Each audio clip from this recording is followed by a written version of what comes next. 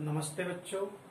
आज मैं आचार्य मनु के द्वारा प्रतिपादित समाज दर्शन को लेकर आपके सामने एक क्लास के रूप में आया हूं और हम आपको इससे जुड़ी हुई तमाम सारी जानकारियां आपको इस क्लास के माध्यम से प्रदान करेंगे और हम उम्मीद करेंगे कि आपको ये क्लास हमारी रुचिकर क्लास लगेगी और मनु से जुड़े हुए जो कुछ संशय हैं, कुछ राज दर्शन संबंधित सामाजिक विचारधाराएं हैं, सामाजिक कार्यशैली हैं, समाज की जो व्यवस्था है उसका हम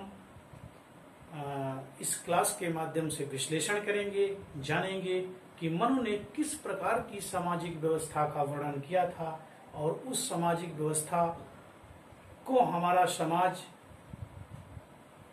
किस तरह से पालन कर रहा है, क्या क्या उसमें व्यवस्थाएं थी, कौन कौन से तथ्य उसमें थे, किसको शामिल किया गया था, किसको नहीं शामिल किया गया था, किसके हित में काम किया गया था, किसके हित में नहीं किया गया था।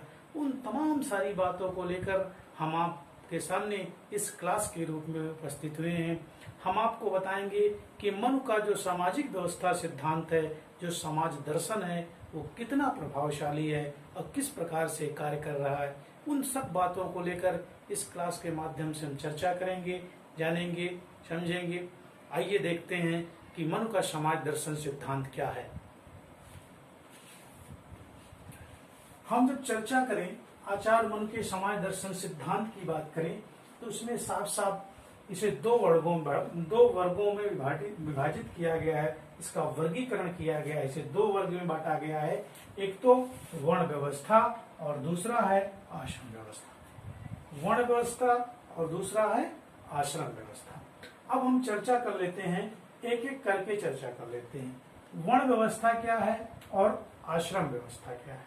सबसे पहले हम चर्चा करते हैं, वर्ण व्यवस्था की बात करते हैं। वर्ण व्यवस्था के बारे में जाने कि वर्ण व्यवस्था किसे कहा जाता है।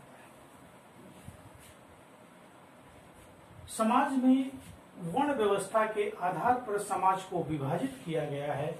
इस वर्ण व्यवस्था में 4 प्रकार इसके बताए गए हैं। वो कौन कौन से हैं? नंबर 1 है वर्ण व्यवस्था में ब्राह्मण। दूसरा प्रकार है क्षत्रिय और तीसरा इसका प्रकार है वैश्य। और चौथे का जब हम वर्णन करते हैं तो चौथा जो है वो शूद्र के नाम से जाना जाता है। किसके नाम से जाना जाता है? शूद्र के नाम से जाता है। तो मनु के आधार पर, मन के द्वारा जो प्रतिपादित सामाजिक दर्शन है उसको हम इस 4 रूपों में देख सकते हैं। वर्ण व्यवस्था को 4 रूपों में बांटा गया है। पहला है ब्राह्मण, दूसरा है क्षत्रिय और तीसरा वैश्य, चौथा शूद्र। अब हम क्रमवार एक दूसरे का इन चारों का अध्ययन कर लेते हैं, देखते हैं कि ये समाज में किस तरह से विभाजित है, इनके कार्य क्या है, इनकी स्थिति क्या है। उन सब की चर्चा हम इस मन के सामाजिक दर्शन के अंतर्गत कर सकते हैं। सबसे पहले देखते हैं तो वर्ण व्यवस्था में जो सर्वोपरि स्थान पे है वो है ब्राह्मण। ब्राह्मण के लिए मनु ने ये व्यवस्था की थी कि ये वो समाज का वो व्यक्ति है, सर्वश्रेष्ठ व्यक्ति है, इसका कार्य होगा, इसका शरीर के मस्तिष्क से तुलना की है उसने और ये कहा कि इनका कार्य क्या होगा? पठन पाठन करना। पठन पाठन करने का मतलब है कि ब्राह्मण पठन पाठन का कार्य करेगा, अध्ययन अध्यापन का काम करेगा, वो पढ़ेगा और पढ़ाएगा, यही उसके कार्य होंगे। ये धनार्जन नहीं करेगा, ये संपत्ति अर्जन नहीं करेगा, ये पांच घरों से भिक्षा मांग के अपना जीवन यापन करेगा। ये इसकी व्यवस्था की गई कि जो ब्राह्मण है वो अपने यहाँ धनार्जन ना करके वो क्या है, भिक्षा से अपने पेट पालन करेंगे। ये सामाजिक व्यवस्था में इसका वर्णन मिलता है। अब आगे हम चर्चा करते हैं, देखते हैं। इसके साथ ये भी मनु ने व्यवस्था की है कि जो 11 इंद्रियां हैं, जिनमें से 5 कर्म इंद्रिय हैं, बाकी जो है वो 5 ज्ञान इंद्रिय हैं और 6 जो हैं वो कर्म काम इंद्रिय हैं। इन पांचों इंद्रियों को ब्राह्मण समुदाय के अर्थात ब्राह्मण में वर्णित व्यक्ति इन इंद्रियों का इन इंद्रियों को अपने अधीन रखेंगे। इससे कभी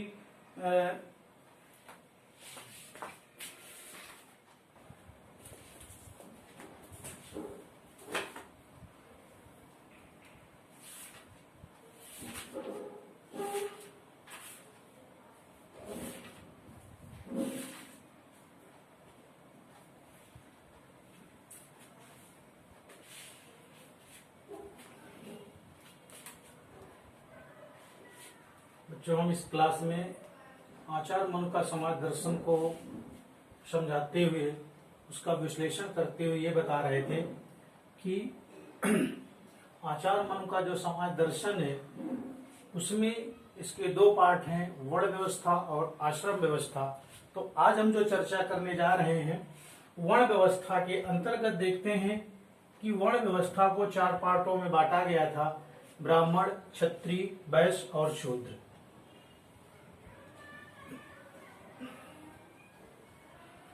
चार पार्टों में बांटा गया। ब्राह्मण का कर्तव्य रखा गया कि उसका कार्य जो होगा पठन पाठन का होगा, पठन पाठन का कार्य करेगा और उसका जो जीवन यापन जो करेगा संपत्ति अर्जित करके ना करे, बल्कि वो भिक्षा मांग के भिक्षा व्रत के माध्यम से वो अपना सामाजिक जीवन जिएगा। दूसरे रूप में अगर हम देखें इसके तथ्यों का अध्ययन करें तो देखें कि क्षत्रिय को जो सामाजिक व्यवस्था का एक पार्ट बनाया गया था उसका उत्तरदायित्व जो था समाज की रक्षा करना था, राज्य का रक्षा करना था। उसकी तुलना हम शरीर के भुजाओं से की गई है और ये कहा गया कि यदि समाज या राज्य पर कोई दिक्कत होती है, कोई समस्या उत्पन्न होती है तो क्षत्रिय वर्ग जो है उसकी सुरक्षा का पूरा उत्तरदायित्व निभाएगा। तो दूसरे वर्ग का जो प्रमुख कार्य है समाज की सुरक्षा करना, राज्य की सुरक्षा करना, उसका उत्तरदायित्व था, वो अपने उत्तरदायित्व को निर्वाह करता था। तीसरे रूप में देखा गया सामाजिक व्यवस्था की जो तीसरा महत्वपूर्ण बिंदु है वो है वैश्य। समाज में जो वैश्य जाति के लोग हैं अर्थात कामगार लोग हैं, उनका प्रमुख कार्य था अनाज का उत्पादन करना, उपभोग योग्य सामग्रियों का उत्पादन करना, उसकी व्यवस्था करना, या हम कह लें कि समाज के लालन पालन या पालन पोषण की जिम्मेदारी वो वैश्य वर्ग पर थी और वो समाज को पालन पोषण करने की जिम्मेदारी निभाता था। अंत में हम चर्चा करते हैं कि आचार मन का जो समाज दर्शन है उसमें अंतिम जो रूप दिया समाज दर्शन के अंतर्गत वर्ण व्यवस्था है। वर्ण व्यवस्था में जो चौथा भाग है वो है शूद्र का कहा गया है और शूद्र की श्रेणी में उनको शामिल किया गया है जो इन तीनों श्रेणियों में नहीं आते हैं, वो शूद्र की श्रेणी के अंतर्गत उनकी चर्चा की गई है कि जो उनका इसका काम केवल होगा ये तीनों वर्ग की सेवा करना, अर्थात तीनों वर्णों की सेवा करने का उत्तरदायित्व शूद्र का रखा गया है। तो इस तरह से हम कह सकते हैं कि वर्ण व्यवस्था के द्वारा मनु अपने सामाजिक दर्शन को प्रदर्शित करता है, बताता है, समझाता है। अब अगले क्रम में हम चर्चा करते हैं कि आश्रम व्यवस्था क्या है, उसके क्या प्रभाव है, उसको किस तरह से हम समझ सकते हैं, जान सकते हैं। अगले क्रम में अगले बिंदु के रूप में हम आश्रम व्यवस्था पर चर्चा कर रहे हैं।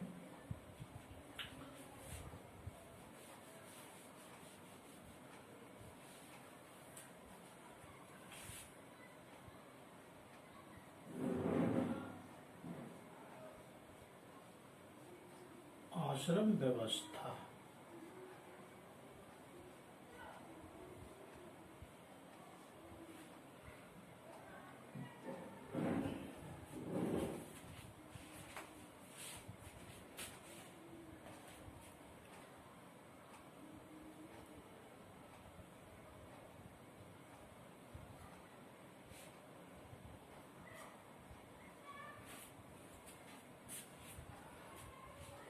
अब हम इस आचार्य मनु के समाज दर्शन में आश्रम व्यवस्था को हम जब देखते हैं तो उसमें पाते हैं कि मनु ने आश्रम व्यवस्था के रूप में 4 पार्ट इसके किए हैं कि किस प्रकार से मनुष्य अपने जीवन दर्शन को, मनुष्य अपने जीवन प्रक्रिया को किस प्रकार से निभाता है, वो अपने जीवन काल में किन किन परिस्थितियों से होकर वो सामाजिक दर्शन में प्रवेश करेगा, सामाजिक क्षेत्र में प्रवेश करेगा और कौन कौन से विधियों के माध्यम से वो अपना कार्य पूर्ण करेगा। तो सामाजिक व्यवस्था कौन कौन सी है, समाज को क्या आवश्यकता है, किस आधार पर वो तय करेगा कि कौन सा काल में वो अपना ये काम करेगा, कौन से काल में अपना वो काम करेगा, कौन पहले करेगा, कौन बाद में करेगा, वो सामाजिक व्यवस्था के अंतर्गत, आश्रम व्यवस्था के अंतर्गत निश्चित की गई है। तो अगर हम इसको देखें, आश्रम व्यवस्था का जब हम वर्णन करें, उसकी व्याख्या करें, तो देखते हैं कि आश्रम व्यवस्था को 4 भागों में बांटा गया है। वो कौन कौन से है? पहला है संन्यास आश्रम, दूसरा है गृहस्थ आश्रम, तीसरा है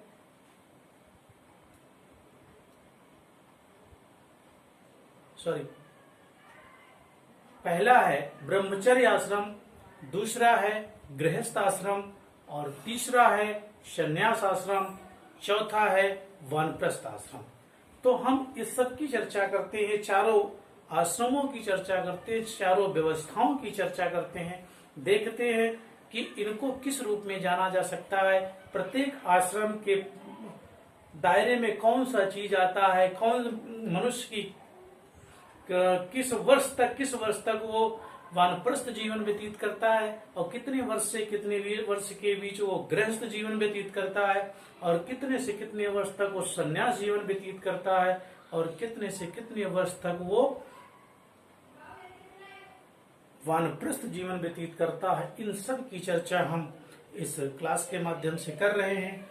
अब आइए देखते हैं क्रमशः किस रूप में आश्रम व्यवस्था का अध्ययन किया जा सकता है। इसके अंतर्गत अगर हम देखें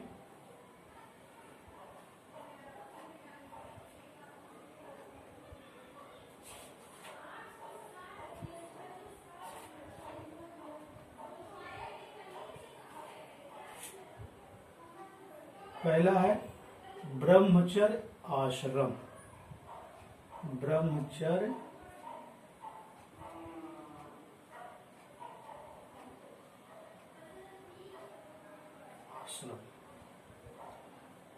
मनु ने सामान्यतः मनुष्य के जीवन काल को 100 वर्ष माना था। कितना माना था? 100 वर्ष। 100 वर्ष मानकर चलता है और उसने इसको 4 से भाग दिया, अर्थात कह सकते हैं कि 100/4 यानी कि 25 वर्ष। ये देखने को मिलता है कि एक आश्रम 25 वर्ष का कार्यकाल निश्चित करता है, 25 वर्ष के सीमा को तय करता है। तो ब्रह्मचर्य आश्रम की जब हम बात करें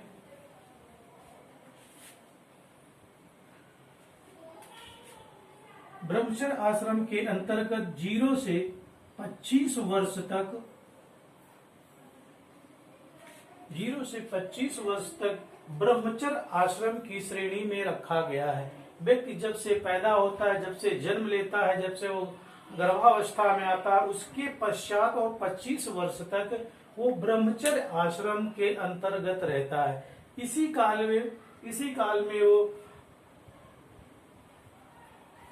शिशु व्यवस्था, पढ़ाई लिखाई, अध्ययन वह समस्त सामग्रियों का वो उपभोग करता है और ब्रह्मचर्य जीवन व्यतीत करता है। यानी कि 0 से 25 वर्ष तक वो ब्रह्मचर्य जीवन व्यतीत करता है। जिस प्रकार से एक ब्रह्मचारी व्यक्ति होता है, उसको किसी से कोई मतलब नहीं, सब सिर्फ उसे एक बालक के रूप में कुछ वर्षों तक व्यतीत करता है, कुछ वर्षों तक वो एक ब्रह्मचर्य के रूप में व्यतीत करता है। अर्थात हम कह सकते हैं कि 0 से 25 वर्ष तक वो ब्रह्मचर्य जीवन व्यतीत करता है। इसलिए इसको रखा गया है कि ब्रह्मचर्य आश्रम के अंतर्गत शामिल किया गया है। इसी क्रम में हम आगे देखते हैं कि दूसरी जो हमारी व्यवस्था है वो है गृहस्थ आश्रम। किसकी बात करते हैं? गृहस्थ आश्रम।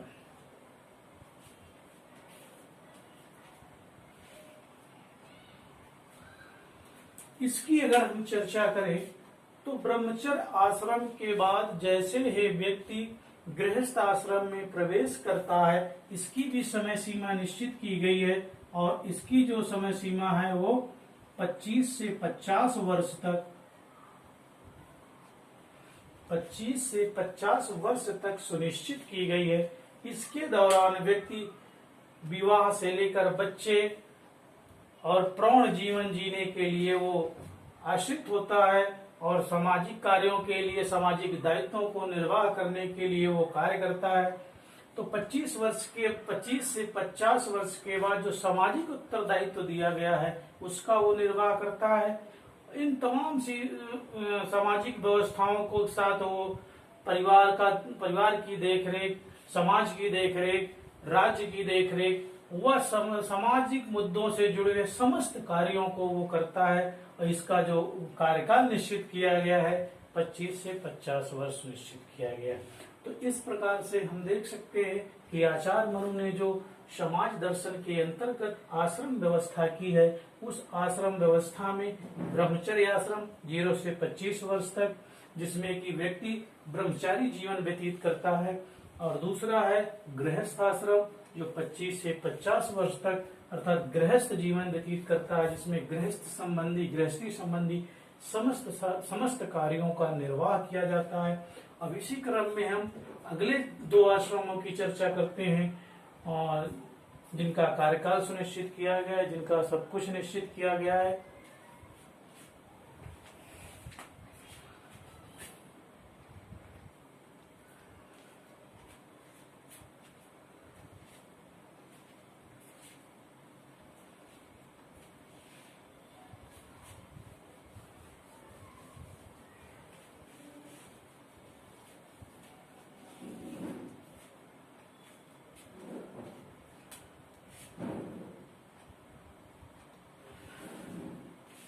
क्रमबद्ध तरीके से अगले क्रम में हम देखते हैं कि आश्रम व्यवस्था के अंतर्गत आने वाला अगला क्रम क्या होता है, उसे हम संन्यास आश्रम कहते हैं।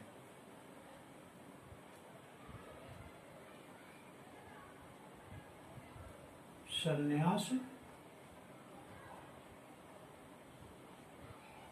आश्रम, जिसका कार्यकाल निश्चित किया गया है 50 से 75 वर्ष तक, या हम ये कह दें 75 वर्ष तक, जो संन्यास आश्रम की बात करता है, अर्थात सन्यासी जीवन व्यतीत करने के लिए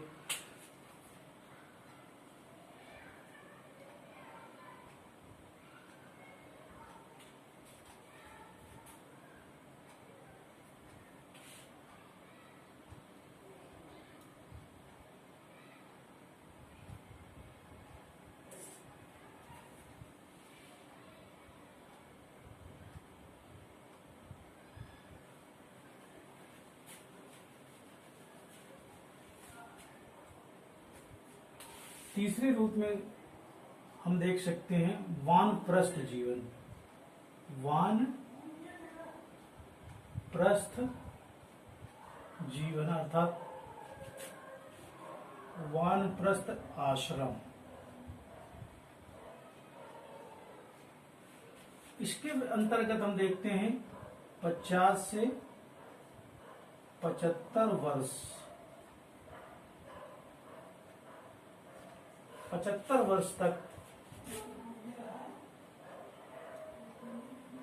75 वर्ष तक वो अपना जीवन व्यतीत करता है। वो जब 50 वर्ष की आयु को पूर्ण कर लेता है तब वो वानप्रस्थ अर्थात वन की ओर प्रस्थान कर देता है। वन की ओर प्रस्थान करता है, सामाजिक उत्तरदायित्वों को त्याग कर वो सारी जिम्मेदारियों से मुक्त होकर वो वानप्रस्थ की तरफ, वन की तरफ चला जाता है और वहां पर वो जाके तपस्या करता है, वानप्रस्थ जीवन व्यतीत करता है, जिससे कि वो सामाजिक दायरे में सामाजिक दायरे से दूर जाकर वो अपने उत्तरदायित्व का निर्वाह करता है। हम ये देख सकते हैं, इसके अंतर्गत देख सकते हैं कि मनुष्य का ये तीसरा पड़ाव है। पहला पड़ाव हमने देखा कि ब्रह्मचर्य जीवन था, दूसरा पड़ाव जो था वो उसका गृहस्थ जीवन था, और तीसरा पड़ाव जो है वो वानप्रस्थ जीवन है। वानप्रस्थ जीवन अर्थात वन में जीने की प्रक्रिया थी। और अंत में जो 25 साल पूर्ण कर लेता है, 50 वर्ष के बाद जो 25 वर्ष और पूरा कर लेगा, 75 साल की उम्र का हो जाता है, तब वो चौथे पड़ाव में जाता है। और चौथा पड़ाव वो होता है संन्यास आश्रम का। किसका होता है?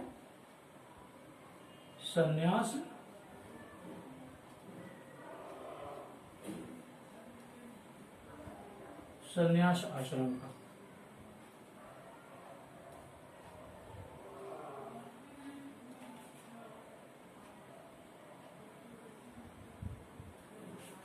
सन्यासी जीवन व्यतीत करता है। 75 वर्ष की उम्र पूर्ण हो जाने पर वो वृद्ध अवस्था में हो जाता है, वृद्ध हो जाता है, और वो कुछ कार्य करने के लिए सक्षम नहीं होता। इसलिए वो अंत में सब कुछ त्याग कर सन्यासी जीवन व्यतीत करता है। तो इस प्रकार से हम कह सकते हैं, आचार्य मनु के अनुसार जो आश्रम व्यवस्था का उल्लेख किया गया था, 4 प्रकार के आश्रम व्यवस्थाओं का उल्लेख किया है, हमने इस क्लास के माध्यम से आप तक पहुंचाया है, बताया है, जिसमें से ब्रह्मचर्य आश्रम, गृहस्थ आश्रम, वानप्रस्थ आश्रम और संन्यास आश्रम, इन सब की चर्चा की गई है। मुझे उम्मीद है कि आप लोगों को ये क्लास समझ में आई होगी, इसके तथ्य आपको उपयोगी सिद्ध हुए होंगे। और अगले क्लास में फिर मैं एक नए दर्शन के रूप में, एक नए विषय के रूप में आपके सामने लेकर उपस्थित होता हूं। तब तक के लिए धन्यवाद।